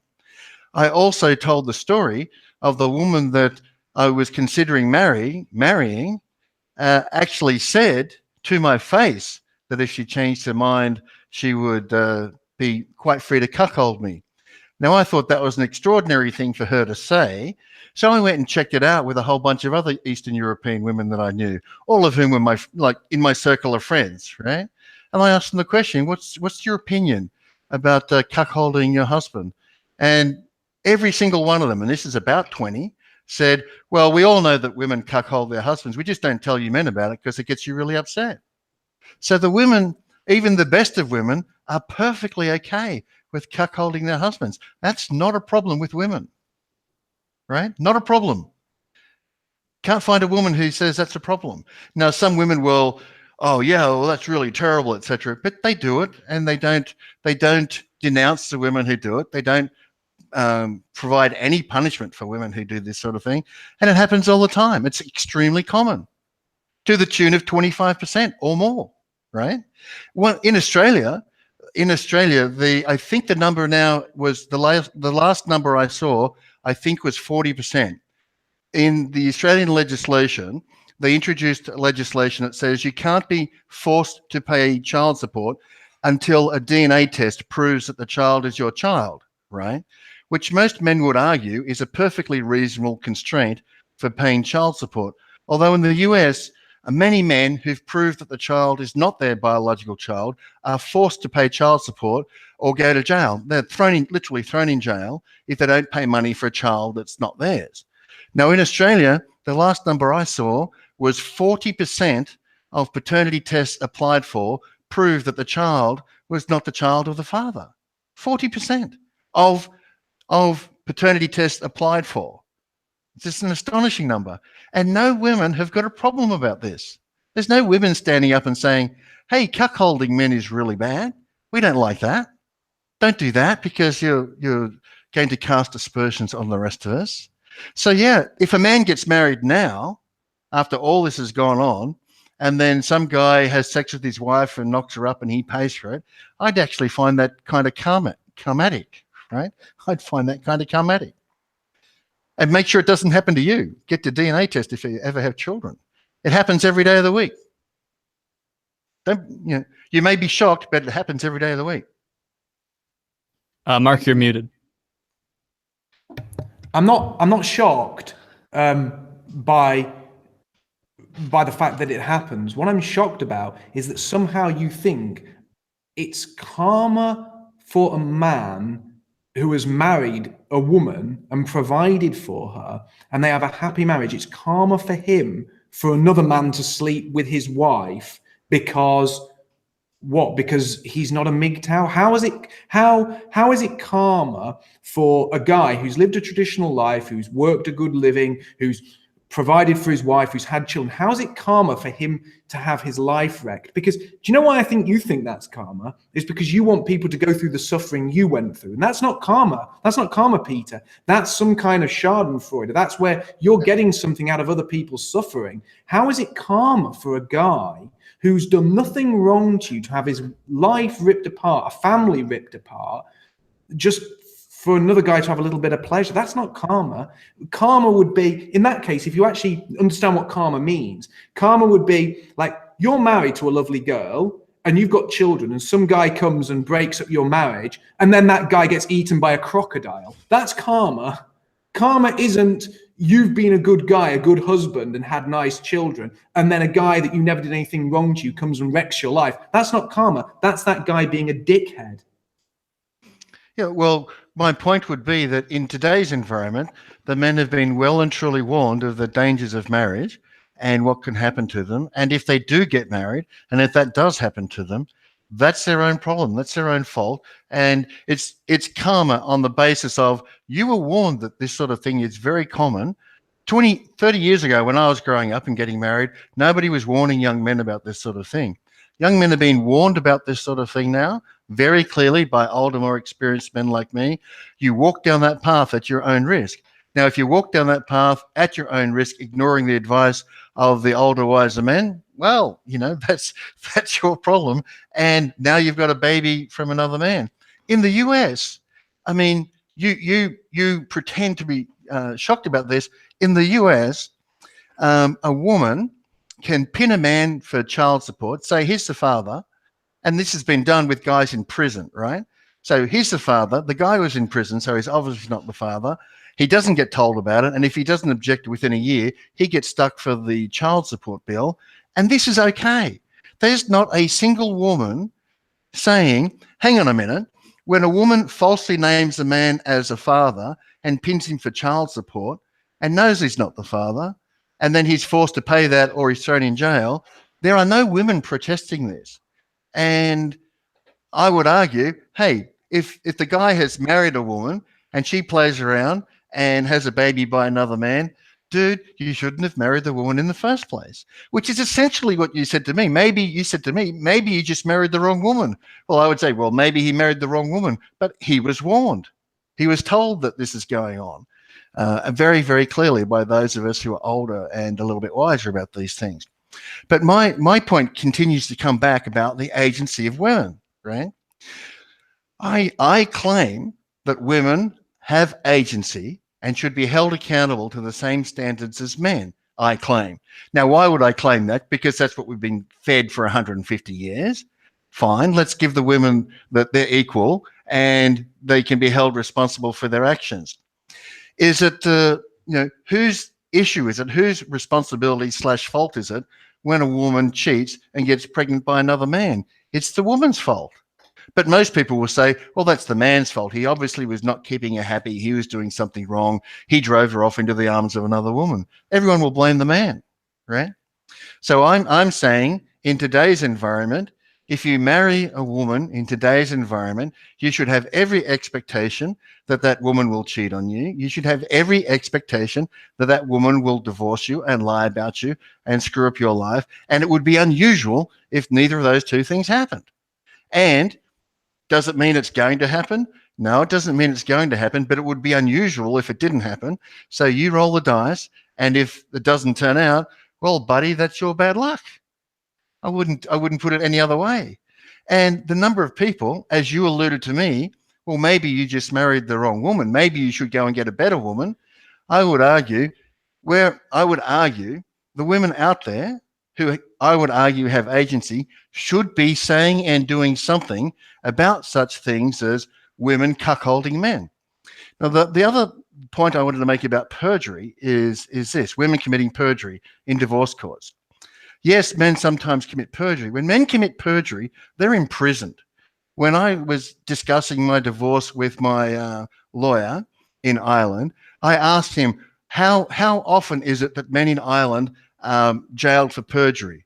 And he said, every time a man is found to have committed perjury in the divorce courts in Ireland, he'll be jailed for 1 to 2 years.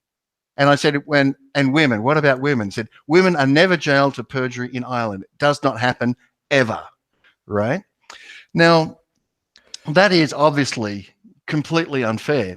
Peter, try to wrap it up, or wrap up your point, and then we'll discuss that a little bit more. Yeah, sure.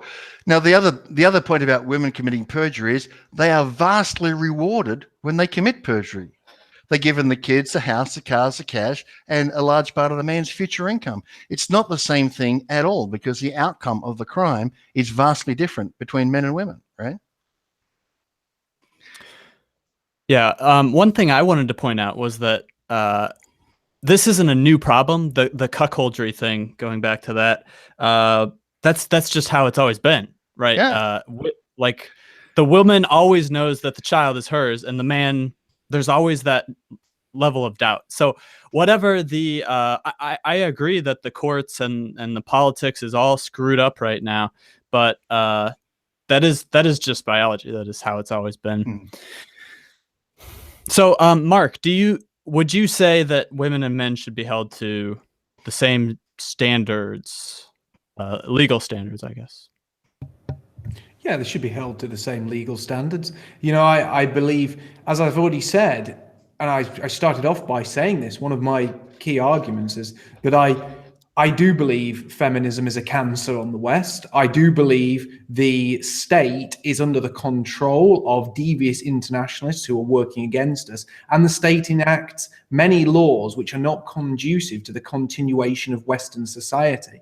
And one of those sets of laws are laws that are heavily influenced by these feminist groups, which give women an unfair advantage. But that unfair advantage isn't to help women. That's not to help women out. It's to harm Western societies, to increase divorce, it's to break up marriages, and it's to prevent Western children being born. And I pointed out a similar attack on the West, which is pornography, which is used to warp the minds of young men to do exactly the same thing, because there is a concerted effort to break up our traditional families. And my argument from the start has always been that although women do have agency, they do obviously have brains, they have been brainwashed in the same way that young men have. And the thing is, we need to put our society right. There are societies around the world, Russia being one of them, that is still very traditional and has traditional families, and they don't face these kind of problems, which shows that that can be done. The Western world didn't always face these kind of problems, so you have to look at what changed the people. And if you don't like what changed the people, you don't like the change in the people, look at what changed the people, remove those pushing for that change, and then change it back. Take destiny in your own hands. And when it comes to finding a woman, pick the right woman. And yes, there are right women out there. My mum and dad have been married for decades. They've never split up. They had a successful relationship. They've got a beautiful house. They had 2 children. They're still happily married. And I know plenty of my peers whose parents are in exactly the same situation. And they're not that much older than you. You know, as I said, I do feel great sympathy for what you have been through.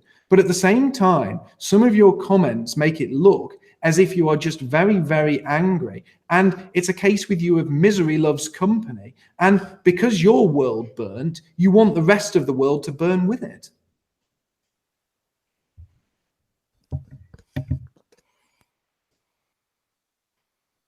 If you want to respond to that, or I could ask another question. It's up to you, Peter. Oh, I could respond to that because it's worth a response. Says when women and traditionalists and argue about men should get married and have children, they always bring up the same arguments. You know, there's good women out there. You just married the wrong woman, etc. And they always like to throw in, well, you're just angry and misery loves company and you want the world to burn. I'm actually happier than I've ever been in my life. I've been very happy since I've got divorced, because life as the sole provider for a family of 6 looks like 15 to 16 hour days, 12, 13 days a week, and traveling. I did endless travel. At one stage, I had enough frequent flyer points with Qantas to fly around the world 4 times. Being a sole provider for a wife and 4 children is a great deal of work. And now I'm the sole provider for myself. And even with political persecution from 4 national governments, I can live better now than I could ever live as a married man. But I want to go back to... Are you happy? I'm very happy. I'm having a great life. I mean, if you... Very briefly, I'm launching a new company and I'm training young men in my profession in this new company. It's great. It's really... And I have a nice channel that I'm growing, and I'm leaving a legacy for men that's going to live long after I'm dead and gone. If you talk to some of the young guys that I talk to, they'll tell you, I'm like the father they never had. When I was in London doing a job, and I was finishing the job and I was leaving. We went out for a dinner, and one of the guys, when we were walking back to the train station, he finished up. He just started crying, and he grabbed me and he hugged me, and he said, "I'm so sorry that you're leaving." And I was a bit taken aback and surprised. And I said, "Oh, thank you very much." And he said, "Peter, you're like the father I never had. Thank you for being here for the last 18 months. I was there on that account." I've had many, many young men cry, and even older men cry on my shoulder and thank me very much for contributing to their life, right? And if you talk to some of the young guys that I talk to, they'll say, many of them will write to me and say, "I think you might have just saved my life. Thank you very much." I get that frequently. So I was talking to one of my trainees. We've got 2 trainees in my company. And I said to him, "What do you want to achieve with your life?" And he said, "I want to leave a mark on the world. I want to leave a legacy, or I want to leave the world a better place than what I found it." That's a common expression of young men, right? And look at what I'm doing. I am going to leave the world vastly transformed over what I found it. And I allegedly had 2 children who are not participating in this, right? So you don't get much happier than that, making those sort of contributions. And by the way, I thought I'd be killed some time ago. Oh yeah, okay. I've just saw your message. So okay, yeah. Yeah, so we're getting near the end. Well, one thing on that, I do think that there's a great camaraderie in the MGTOW community that I see, and I just think it's sort of a shame because the way I see it, I don't see it like you go out there and find a great woman. I think that men, it's sort of on them to attract a great woman. And so, but one of the best ways to do that, I think, is to have a community built up and to have a support system of other men like yourself. And then that helps men stay together, and it protects them from some of these things. So if you're sort of on the fence or whatever, just, that might be one approach to go is try building up a system like a fraternity, really, because that's really what the enemies, the globalists, they hate. They're always trying to divide us. And if they can do that, then yeah, they're going to stop us from reproducing. Yeah. But I can say that that's one thing I admire about the MGTOW community. They sort of stick up for each other. So yeah, MGTOW is creating a very brotherly community, and where the older amongst us providing leadership to say, look out for each other, be friends with each other, stop lying about each other. Although even in our community, we're having our own fractious period. That has been going on a little bit of late, but there is no other community today where men can go and be men, right? Everywhere else you go, the women say, "Oh, you must let us in, and you must let us. If you don't let us into your community, then you're a bunch of misogynists and sexist, and you must let us into your community." To the extent that women reporters go into male dressing rooms in sporting teams, and if you're not allowed to have a woman reporter in a male dressing room for a sporting team, then you're obviously all misogynist bastards. But have you ever seen a male reporter in a female's sports change room? No, that'll never happen, right? So you have this women attacking men day in and day out. And one other thing I'd like to add, Mark said, I'm not proposing any solutions. He probably doesn't know about my book that I wrote in 2010 called Living Free in the Feminazi World. In that book was the solution for men and marriage and this whole thing, documented in the nth degree of detail. And that book was handed out to thousands and thousands and thousands of women. I think more than 100,000 copies of that book were downloaded. God knows how many copies were passed around, right? In that documented the solution to these problems. But 50% of the population has to be on board, or at least some of them has to be on board with that solution. There was no women, four women went for that solution, which included divorce the government so that you are no longer subject to the family law courts, and marry your husband via a contract. Count them, 4 women over the last 10 years have said, yeah, I will give up my ability to destroy my husband's life in a divorce court, and I will sign a contract defining our marriage and have a contract between my husband and myself. That solution was published in October 2010, and the women do not want a bar of it, because to do that, they have to give up their ability to divorce the man through the government law courts, divorce courts. So the solution for this problem was put in writing and published in 2010, and the women don't want a bar of it, right? And we can't make them have a bar of it.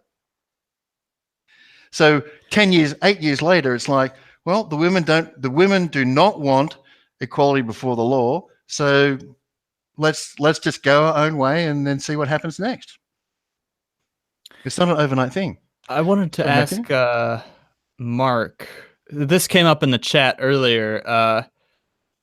Do you think that the traditional family structure could exist without the state-sanctioned marriage licensing? Like, is there a way that you see for men to get around that? And I guess part of that question is also, what do you think the purpose of marriage is?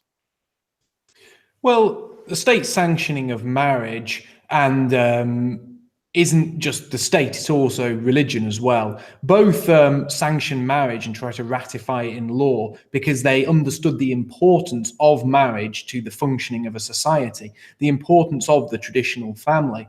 All those people who sought to enshrine the institution of man and woman and the traditional family realized it was the bedrock of society.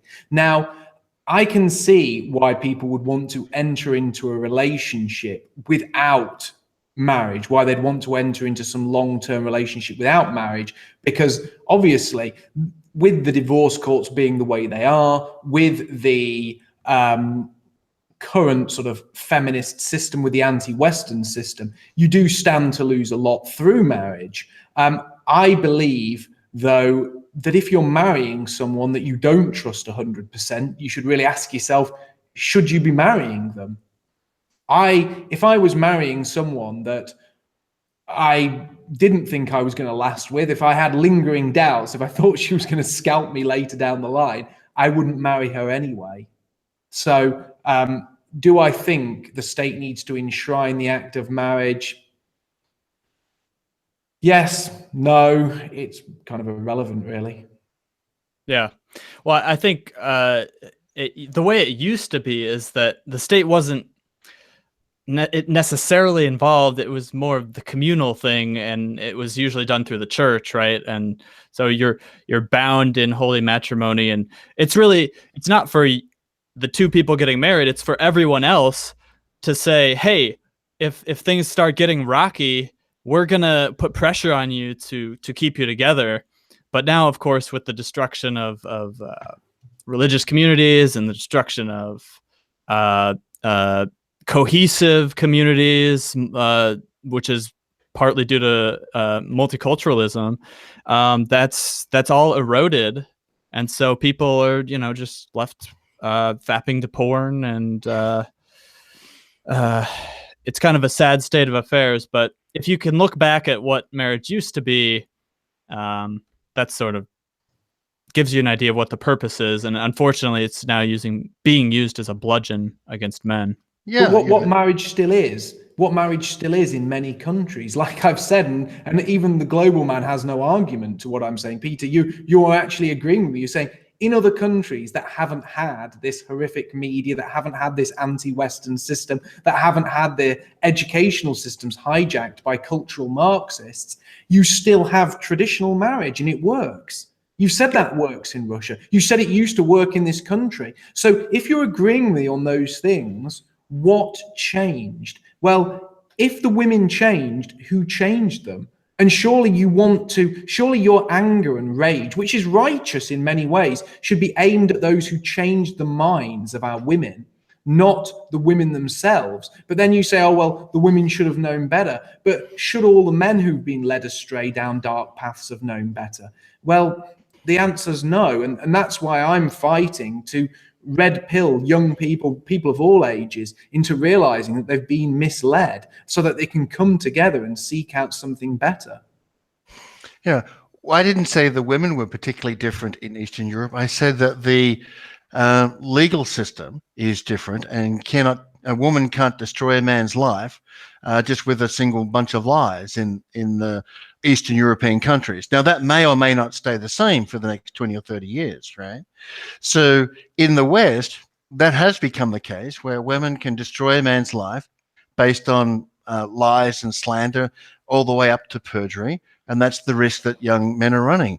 So, of course, I have said publicly many times over that if a young man really wants to get married and have children, then some places in the world, like Eastern Europe, are a better place to do it than in the West. But there's no guarantees what things are going to be like 20 years down the track. And the young man is well informed that things could be as bad 20 years down the track as they are in the West. Getting back to remedies and solutions, I mean... Okay, and let's make this the closing statement. Yeah, okay, so fine. So getting back to, yes, we all understand that a traditional family helps the community, right? Helps the society. And when I went through this process, I did a great deal of research and created the remedy for this whole situation and tested it in the divorce courts myself and other colleagues, and it worked, and et cetera, et cetera. And I've actually done a divorce in Australia where the woman got nothing through the system of law, the common law. Now, I spent 6 years of my life risking my life. Like when I was in London, your MI5, MI6 was harassing me every step of the way. I spent 6 years of my life working towards providing a solution and getting people to use the solution. But I could get absolutely zero buy-in from women and very little buy-in from men. So if you cannot get buy-in from the community that this remedy will work and you can have marriage outside the confines of the government, fine. These people don't want to solve this problem. And that's fine. They don't want to solve the problem. But if they don't want to solve the problem, what's a young man to do? Well, a young man should say, well, I don't want to become part of this problem. I'm just going to live my life my own way. So the remedies have been out there. People know and understand how it works. They just have zero interest in participating in it. And the remedy, of course, is the one that I built was rescind your consent to be governed and marry by contract in common law. But the other party, the women, they don't want to be part of it. And there was no support for such a remedy. So the young men have nowhere else to go. You're saying fix the system back to what it used to be. That's not going to be possible because nobody wants it badly enough. Okay. That'll close. Right. Yeah, go ahead and I guess give your closing statement, Mark. Well, it's been an interesting night, but quite illuminating. Whilst I do feel for Peter and I understand many of his grievances, I feel he made bad choices in his life. His mother warned him he was making bad choices, and ultimately he paid for those bad choices. And I don't hold that against him. I don't look down on him. I feel bad that you went through that. But I would say the moral of the story for young men is to learn from Peter, but not learn from what Peter is doing now, but learn from the mistakes he made as a young man so that you don't end up in the position Peter got himself in. But you don't throw the baby out with the bathwater just because somebody made a mistake, just because somebody had a bad relationship, somebody had a bad marriage, just because our enemies are trying to destroy marriage, undermine it, that's not reason for us to throw it away. We are here as people because of what our parents did, what their parents did, what their parents' parents did. They reproduced. It's something we've been doing for tens of thousands of years. And the traditional family that we built here in the West, that was in many ways a response to our harsh environment, something that Matthew has said was then enshrined by the state, enshrined by religion, underpins our society. It allows us to raise our children in a balanced manner, and it becomes the bedrock of our entire civilization. That's why our enemies want to destroy it.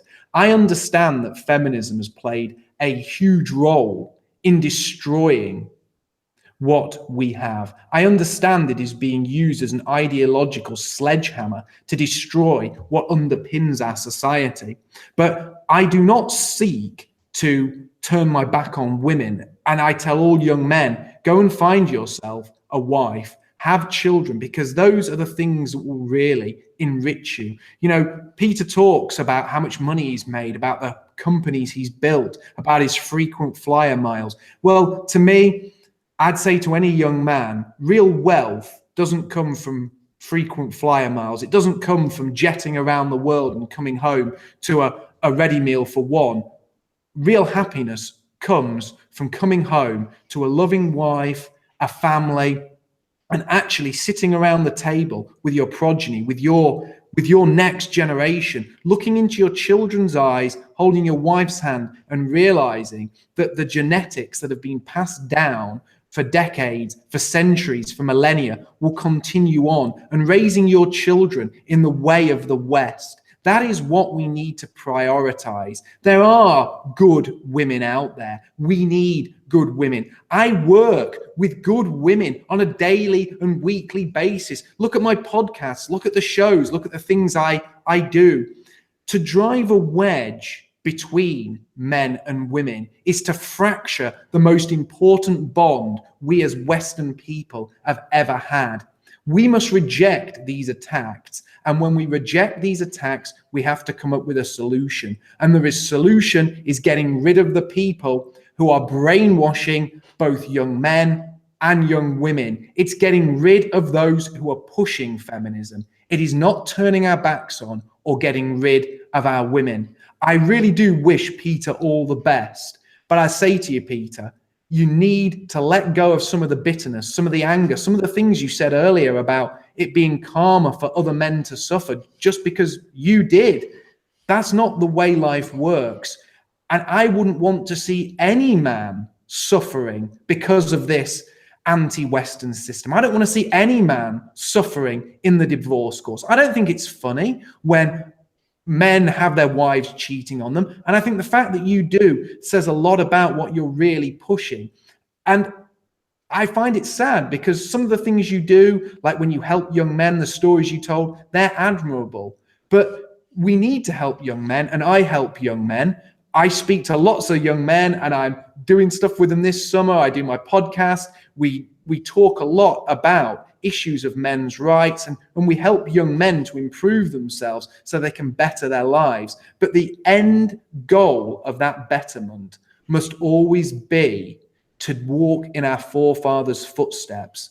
And all of our forefathers did something, and that was find a mate, that was procreate, and that was pass on their genetics. We cannot allow this white genocide scheme to destroy us, let alone play a part in it by refusing to do our duty as those of European descent. And our duty is to keep our bloodlines going. Yeah, as for myself, I can say I'm recently married, and I've never been happier, and I can't imagine that my wife would ever do anything to harm me.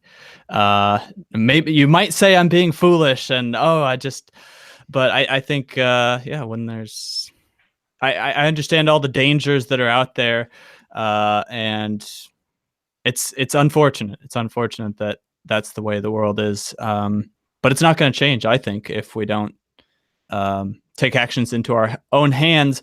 And I think that, you know, there can be some roads made on the legal part of things.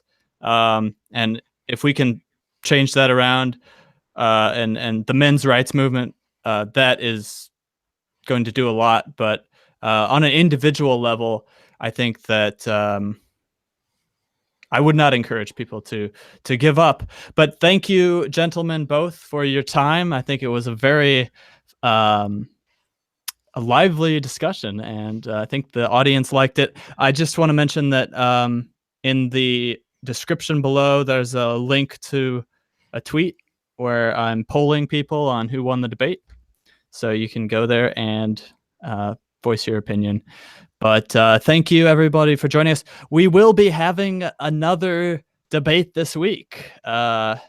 It's going to be, and I haven't announced it yet, so this is the first time. It's going to be Chase Rachels versus Adam Kokesh on individualism. So that'll be this Thursday at 6 p.m. Eastern, and I hope everyone will join us for that. So thank you both very much for gracing us with your time and your presence here. Thank you very much, Mark, and thank you very much for the invitation, Matthew. Thank you, both of you. And also, I've also got my backup channel linked in the description so people can, because you never know when they're going to shut me down again. So please go subscribe to my backup channel and subscribe to these guys as well. They're doing great work on YouTube. So we've got those links below as well. Yeah, that's about it. Thank you and have a great evening, everybody. Thanks very much. Until next time. Take care.